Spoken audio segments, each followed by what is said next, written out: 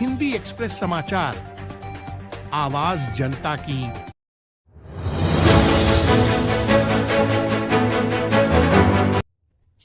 आज काल जे काही घडलं राजापूर जिल्हा सोलापूरमध्ये विशालगडवर जे काही अतिक्रमणच्या नावाने जो हिंसाचार झाला त्याचा निषेध करण्यासाठी आम्ही ते आलो. आम्ही माननीय कलेक्टर साहेबांच्या द्वारे माननीय मुख्यमंत्री महाराष्ट्र शासन यांना निवेदन दिलेलं आहे, मागणी केली आहे की आपल्या राज्यामध्ये हा संविधानाचं राज्य आहे का नाही आहे, इथे प्रशासन किंवा शासनाचं अस्तित्व आहे का नाही आहे. काही लोक गुंड लोक जे जातीवादी लोक आहेत, जे भिडे गुरुजीच्या शिष्यसारखे आहेत, त्यांनी सर्वांनी एक अतिक्रमणाचा विषय 2-3 वर्षापासून सुरू होता.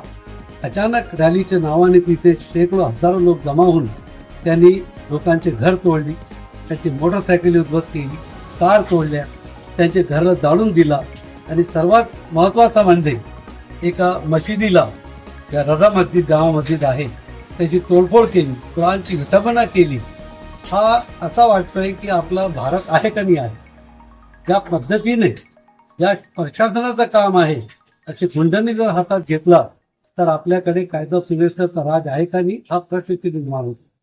मुस्लिम समाजाचा किंवा सेक्युलर लोकांच्या भावना दुखावलेल्या आहेत की आम्ही इथे किती सुरक्षित आहोत, हा भावना आमच्या मनात येते. जर अतिक्रमणाचा विषय आपण बघितला तर पूर्ण देशामध्ये प्रत्येक गावामध्ये अतिक्रमणाचा गंभीर विषय आहे. अशा पद्धतीने त्यांना तोडायचे असेल मग त्यांनी सर्व जे काही इल्लीगल अतिक्रमणमध्ये मशीद आहे, गिरजा आहे, गुरुद्वारे आहे, मंदिर आहे, त्यांनी तोडावा. त्यांच्यामध्ये हिंमत असेल तर त्यांनी काम करून द्यावं.